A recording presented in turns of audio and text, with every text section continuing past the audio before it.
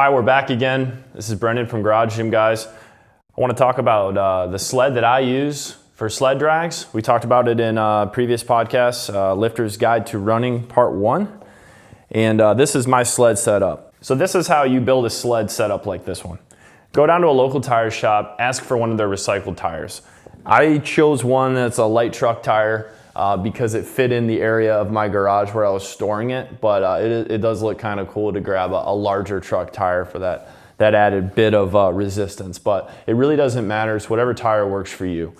So the next thing you do is go down to Harbor Freight or Walmart and get yourself just a simple, it's not quite a toe strap, but this type of ribbony nylon material. You could also use an old tie strap, cut it and put a loop on the end. It really doesn't matter. All you want is just some sort of loop on both ends. So the next thing you're gonna wanna buy is a carabiner or a snap link, they call them. If it didn't come with your strap, this particular one did, and I'm pretty sure I got this at Harbor Freight for like under 10 bucks, so no big deal. Also, the tires are usually free also, so we're in it for 10 bucks. Next thing is, this is the only thing that's gonna set you back, but it's one of those things that you wanna pay for because you want it to be right. Get yourself a good sled pulling belt. This particular one is probably from one of the most trusted names in fitness. It's Spud. And I believe this is called the Spud sled pulling strap. It doesn't come from their sled itself. You can buy this standalone from Rogue or from Spud, and it comes with this circular attachment here. So this is what you'd snap your carabiner to. So I believe these run 50 bucks. If you don't make this strap, you're gonna be in around for 10. And then these snap links are about $1 or so if they don't come for your strap, come with your strap. So you're really in it for nothing, and the gains you can make are incredible from this.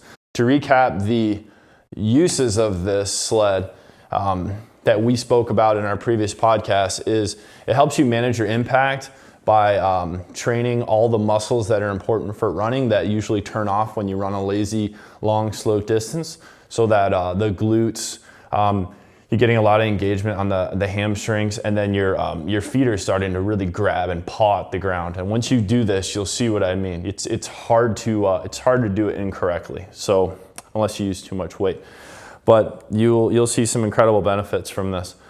So let's talk about how to build the sled now that you've got everything. So it's a pretty simple setup. You just have to drill a hole in the tread of this. So I happen to have a 3/4 inch hole saw. You really don't need a hole saw. It was just kind of a lucky grab. You can just use a big drill bit, or you can sit there and hack away at it with a chisel and a hammer. I mean, all you gotta do is just get a hole in the thing. So make that happen. Don't spend any money on tools to get it done. Beg, borrow, don't steal, and just get a hole in the tread. Then all you're gonna do is weave your strap through. I use a screwdriver to poke it through that hole because it's gonna be a little tight with the, you'll see some metal wiring from the tread. Poke that through, pull it through, make a loop, pass it through. That's called a girth hitch if you're not very familiar with that. So that's really the extent of constructing, is putting a hole in a tire and weaving a strap through. Then hook your snap link, and you're done. The sled is about the simplest and most effective implement in our gym. I just wish I made more time to use it. So go down, ask nicely for a tire, order the strap, order a good one so you don't order it twice, make your sled, and get out there and start pulling. This is Brendon from Garage Gym, guys. Check back for more videos and reviews, YouTube, wherever you listen to your podcast. Thanks. Happy dragging.